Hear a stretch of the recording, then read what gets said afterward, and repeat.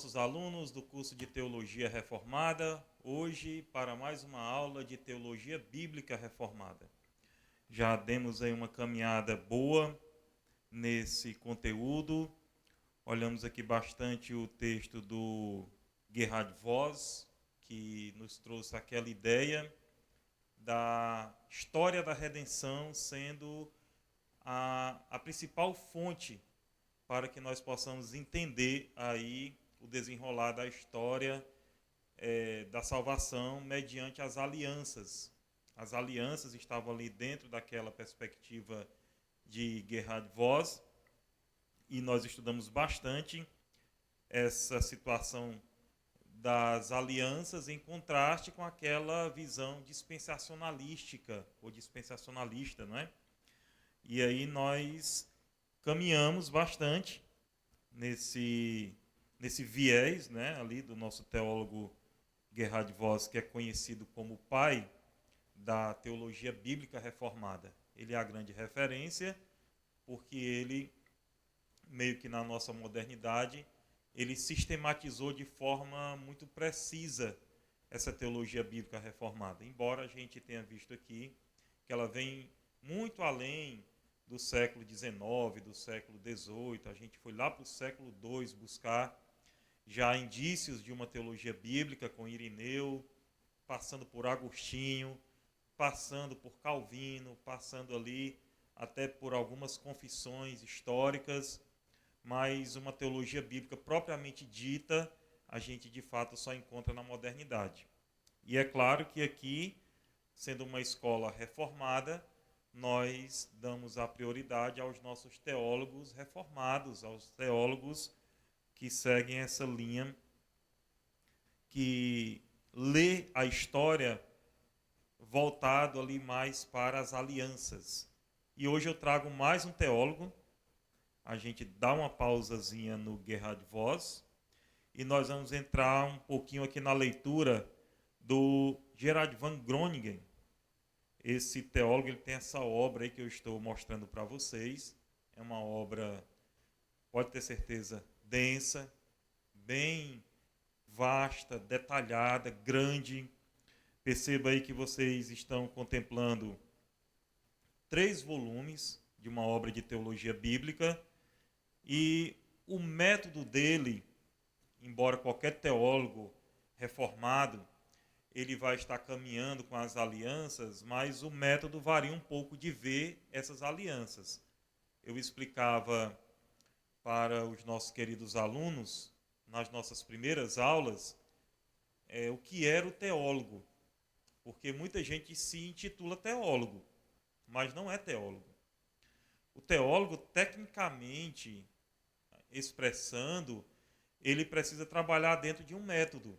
Ele precisa ter um método, esse método, academicamente, ele fica reconhecido e respeitado. Consequentemente, as obras dele viram referências para estudos, para consultas, para academia, de um modo geral. E aí é onde nós temos alguém reconhecidamente teólogo. Nós não somos teólogos. Eu vi até uma pessoa esses últimos dias falando que estava ansiosa para terminar o curso de teologia, né, e se tornar teóloga, era uma moça falando, mas de fato não. Teólogo, reconhecidamente, academicamente, é outra situação de trabalho. De certa forma, todos nós somos teólogos, mas não teólogos tecnicamente falando. A gente faz teologia, estuda teologia, mas teólogo mesmo é um pouquinho mais adiante a situação. Bom, essas obras não estão lá naquela bibliografia que eu coloquei para vocês na ementa, não está lá esse autor, né, o Gerard van Groningen. Ele é muito respeitado com essa sua obra aqui de teologia bíblica. Vejam que são 3 volumes, são 3 volumes aí beirando as 1000 páginas cada um, entendeu? Cada volume desse aqui é bem grande mesmo. E ele segue um método bem interessante para tratar sobre a teologia bíblica. Você perceba que é colocado aí que ele afirma que o fio condutor, que ele chama de cordão dourado, se você pegar os livros dele, ele vai usar bastante essa expressão, cordão dourado. Cordão dourado é muito repetitivo, essa expressão lá na obra dele. Que liga toda a revelação do Antigo Testamento é a unidade entre reino, aliança e mediador. Veja que é outro método. Quando você pega lá o nosso teólogo, né, o Gerhard Voss, ele traz muito a história da redenção. Ele se prende muito a isso, a história da redenção. Aqui não. Ele pega essa tríade, o reino. Por que o reino? Porque quando ele faz o estudo do Antigo Testamento, ele já coloca uma percepção muito forte de que Deus ele é colocado como soberano sobre a criação. Isso de fato ocorre. Se você pegar já o livro de Gênesis, capítulo 1, Deus ele pode ser ali visto de muitas formas. Porém, a forma soberana de Deus é muito destacada. Deus ele é soberano, ele do nada cria tudo. Para que mais soberania do que isso? Para que mais soberania do que Deus aparecer ali no Gênesis, já dizendo que vai criar tudo do nada? Aquela expressão que com certeza alguns dos nossos alunos já conhecem, já está nos nossos textos aí, né? Que é a expressão bara, no hebraico, que dava essa ideia, eu vou criar do nada, não de uma matéria pré-existente. Deus não formou nada ali tendo alguma pré-existência física para ele moldar, para ele, digamos, dar alguma forma. Não, Deus cria do nada. A ideia é essa. Não existe nada. E a criação, então, vem de forma milagrosa pelo poder desse Deus. Qualquer cristão, ao ler Gênesis 1:1, já é para ele ficar ali muito impressionado com a soberania de Deus diante da criação. Deus soberano. A teologia reformada, você pode prestar atenção, você que está numa escola de teologia reformada, é muito recorrente essa ideia de exaltar Deus como soberano. Para nós, reformados, a soberania de Deus é algo muito central na teologia, na vida, em toda a nossa cosmovisão. Para nós, tudo a soberania de Deus está de forma imperiosa, governando, administrando, provendo. A soberania de Deus é tudo. Tá?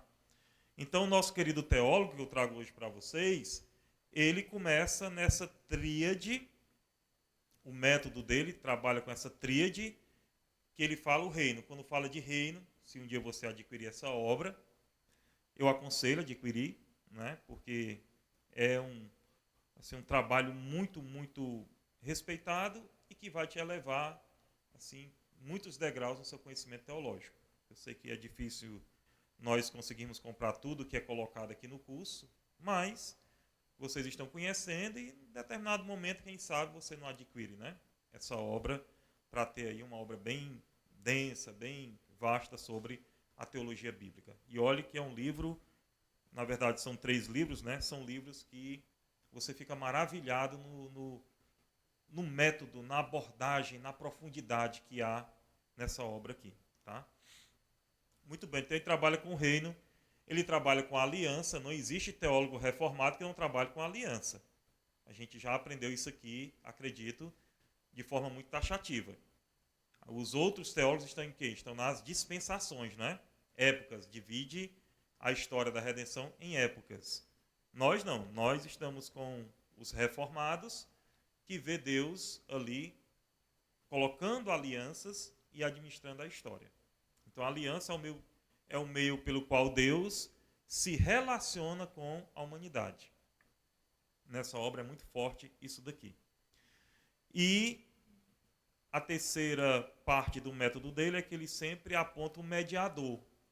Em todas as épocas, entenda muito bem que qualquer teólogo reformado, ele vai respeitar também essa progressividade da revelação. A gente falou muito sobre isso na primeira aula, progressividade. Ele também não está fora disso. Ele vai mostrando na sua obra que sempre surgiu um mediador. Tá? Então, essa tríade dele aqui, nós vamos nos prender um pouco aqui a elas. Por quê? Porque eu falei muito para vocês sobre as alianças. Né? Citava o pacto das obras, o pacto da graça, os dois grandes pactos que Deus fez. Citava que Deus fez alianças, mas hoje nós vamos, nessas aulas de hoje, olhar de perto essas alianças. Onde estão na Bíblia? Como elas aparecem? E para isso eu vou exatamente usar o Gerhard Groningen, né? Van Groningen, o nome completinho aí. Porque eu gostei muito do método dele e é um método que você vai ver que tem assim, uma coerência muito forte. Tá? Essa tríade aqui que ele trabalha, o rei na aliança e mediador. Okay? Vamos avançar um pouquinho aqui. Olha só.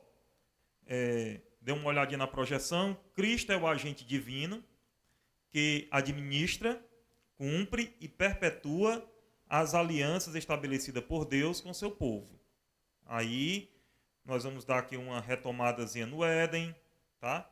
Já falamos sobre essa aliança, tá?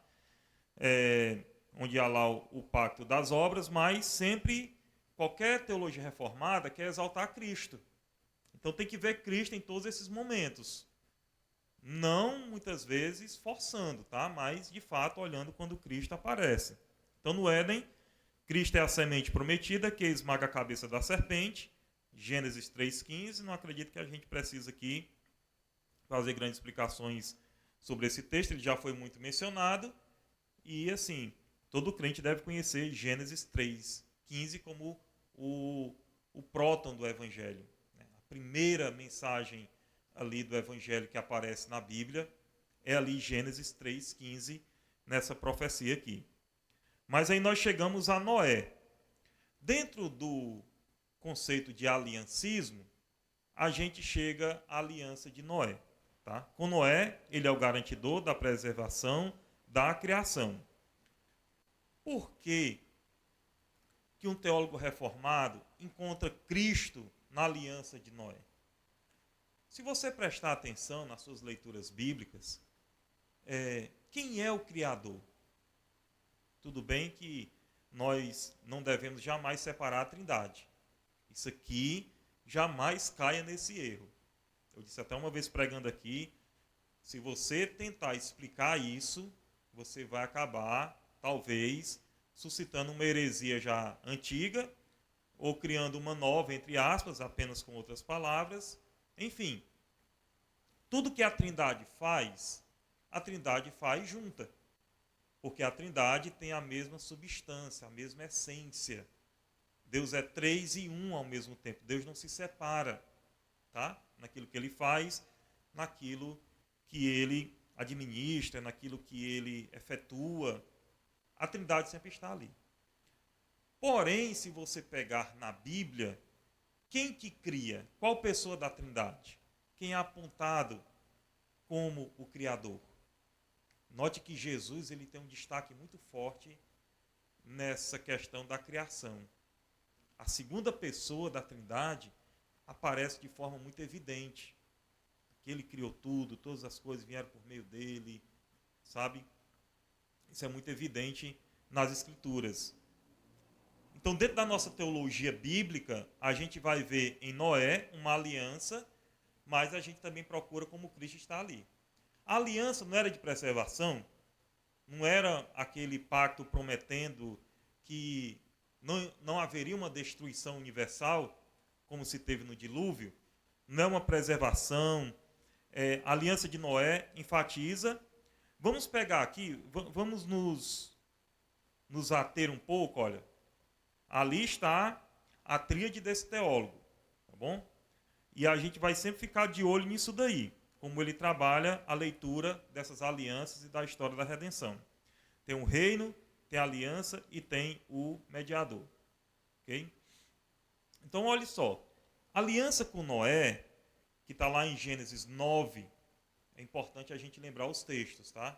Teologia bíblica se faz com bastante textos e é bom a gente sempre saber onde estão os textos que falam das alianças, tá bom? Então, grave Gênesis 9, se tiver com a Bíblia, marca. Se tiver com anotações, anotem, tá? E se já tem memorizado, melhor ainda. Mas estamos falando de Gênesis, capítulo de número 9, onde ali existe uma renovação do pacto criacional após o dilúvio. Enfatiza a soberania de Deus sobre toda a criação e a preservação da vida humana, que o nosso teólogo, né, o Van Groningen, destaca que esta aliança é universal. Preste atenção, porque a gente vai trabalhar com progressividade da história da redenção. Esta aliança é universal, abrangendo não apenas Noé e sua família, mas todos os seres vivos e a terra. Se você pegar Gênesis 9, tá? A partir do versículo de número 9, nós temos que entender a natureza das alianças, como elas ocorrem, suas características, tá? A partir do verso 9, é falado assim na palavra do Senhor. E eu, eis que estabeleço a minha aliança.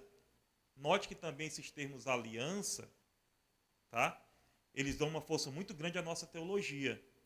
Porque você não vai ver Deus falando a minha dispensação. Não tem na Bíblia.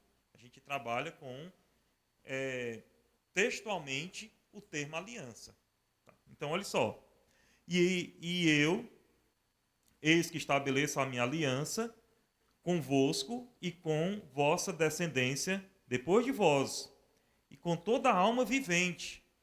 Toda a alma vivente. Guarde bem essa expressão aqui, que convosco está de aves, de gado e de todo animal da terra convosco, com todos que saíram da arca, até todo animal da terra.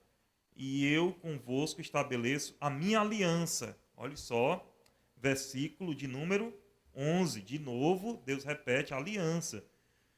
Que não será mais destruída toda a carne pelas águas do dilúvio, e que não haverá mais dilúvio para destruir a terra. A terra, note bem, se a aliança está contemplando aqui toda a terra, nós estamos em uma aliança universal. Não tem assim um grupo escolhido. Tá? Isso é muito destacado na teologia, que tipo de aliança é essa. Tá bom? Nós temos aqui uma aliança bem geral. Sempre levando aqui para o lado do nosso teólogo em questão. O contexto histórico, vocês vão lembrar, após o julgamento do dilúvio, Deus reafirma seu compromisso com a criação caída. Noé, como vice-regente de Deus, recebe instruções para multiplicar e governar a terra. Isso está tudo em Gênesis capítulo de número 9. Noé age como mediador. Lembra que na teologia dele sempre tem um mediador? Ele vai procurar no método dele o reino, Deus soberano. Deus agora diz, eu não vou mais destruir. Deus é soberano para dizer isso. Mas ele diz na sua teologia que sempre tem um mediador. O mediador aqui é Noé. Ele age como mediador, profetizando sobre o papel dos seus filhos, com Sem representando a linhagem eleita que leva a Abraão e ao Messias. Tá? Olhe só como ele deixa bem claro essa tríade dele ver a história da redenção. Então nós temos um mediador. E sempre vai aparecer um mediador, ele sempre vai mostrar. Nós temos a soberania, nós temos o mediador, né? E nós temos lá também aquilo que ele chama de o reino, né? O reino, o mediador e a aliança, desculpa. O reino, o mediador e a aliança. Sempre estão presentes aqui em qualquer época da história da redenção. Tá? Sempre tinha promessas. Deus promete nunca mais destruir a terra com o dilúvio. Lá no versículo 11 nós podemos ler. Tá? E o papel do mediador aqui, ele é agente cumprindo o mandato cultural e profetizando bênçãos e maldições também, né? Porque tinha toda aquela pregação de Noé, de quem desobedecesse. Então, se existe um mediador, repare bem como é que você vai fazer essa leitura teológica. Se existe um mediador, lá em Gênesis 9, e você olha para o Novo Testamento, quem é o mediador? É Cristo, né? É o único mediador entre Deus e o homem. Mais uma vez, a teologia acerta aqui de uma forma muito coerente, mostrando esse desenrolar progressivo da história da redenção. Nós temos um mediador aqui. Esse mediador vai progredir mediadores diante da nossa história da redenção, que nós vamos analisando, até chegar a Cristo.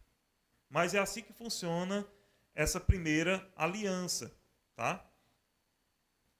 Se você pegar a teologia aqui do Van Groningen, você pegar a teologia dele, deixa eu só colocar aqui, pronto, vou deixar essa imagem aí. Se você pegar a teologia dele, esses 3 livros aí, ele sempre vai também mostrar implicações escatológicas. Ele consegue ver uma progressão tanto de soberania de Deus, do mediador, das alianças, e tem também um ponto muito forte que é escatológico dentro dessa progressão da história da redenção. Tá? Por exemplo, ele diz lá no seu livro, né, no caso no volume 1, todos têm o mesmo título, essa aliança aponta para a consumação onde a criação será renovada sem juízo destrutivo.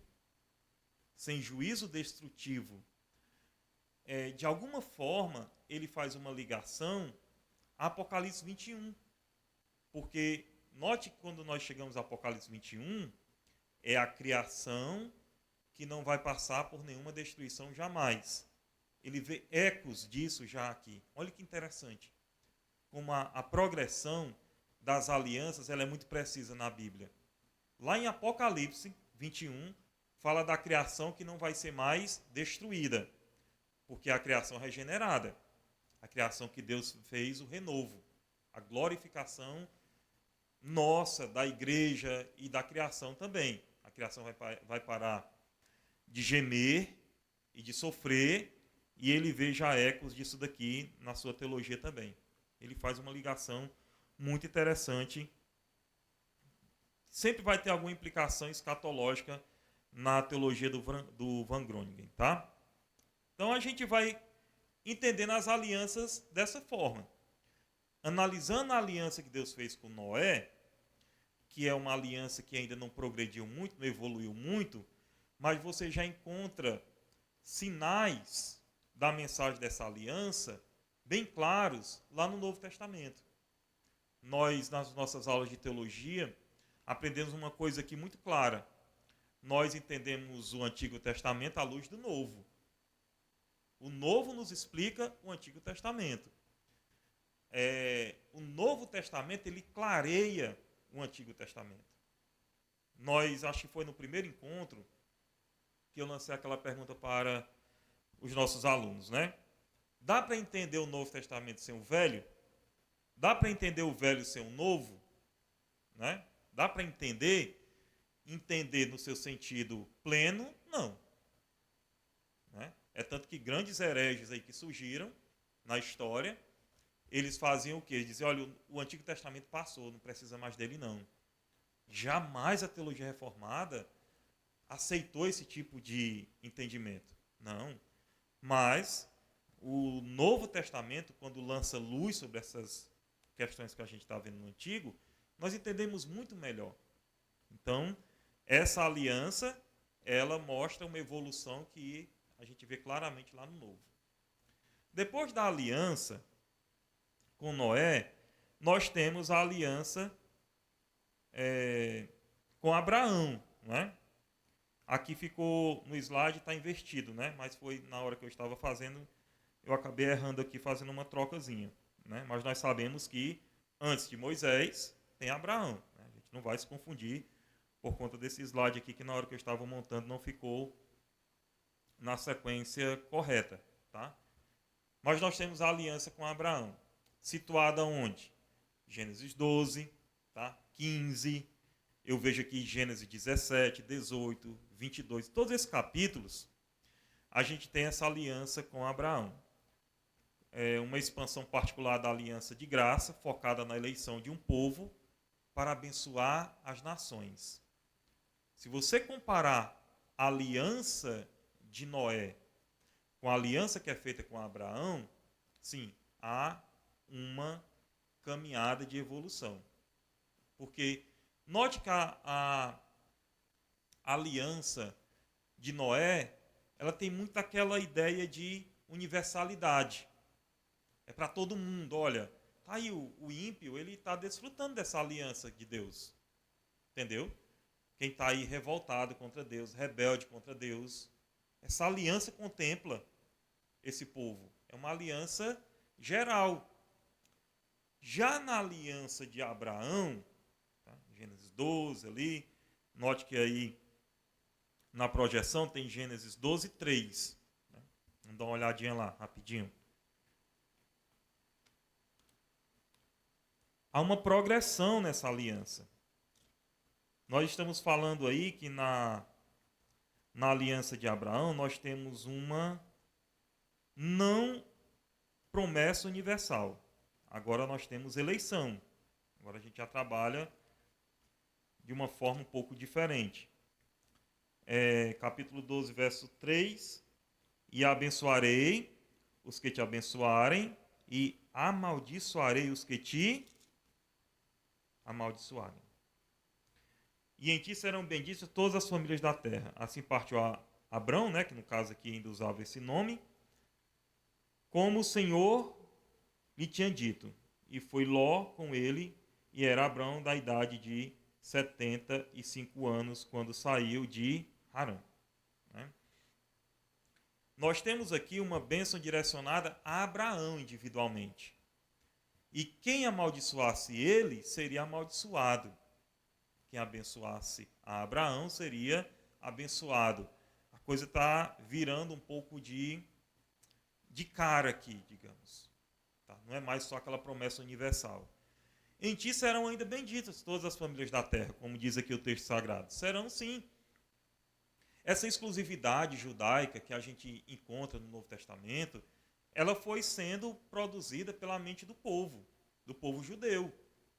Deus, se você pegar a promessa inicial aqui, ele já coloca, olha, eu não vou ser exclusivo na minha bênção, mas é a partir da descendência de Abraão, dessa eleição com Abraão, as nações vão ser abençoadas. O povo judeu ele se fechou num orgulho religioso, né? Por muitos motivos, porque tinha o templo, porque tinha aquelas teofanias na história deles, por conta dos pactos, né, que se tinha com os judeus, com o povo hebreu, enfim. E aí eles foram tomados por uma arrogância religiosa que marcou muito o judeu como sendo um povo que entendia que eles eram exclusivos de Deus. Muita gente até pensa assim, que lê a Bíblia.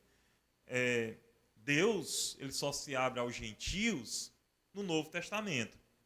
De forma contundente, sim. Porque a igreja ela chega ali aos gentios e não fica mais restrita a Israel. Mas Deus, ele usa Israel como luz das nações no Antigo Testamento. Ele não quer se esconder em Israel. Ele quer que todas as nações, quando a gente lê os Salmos, louve-te os povos todos. Né?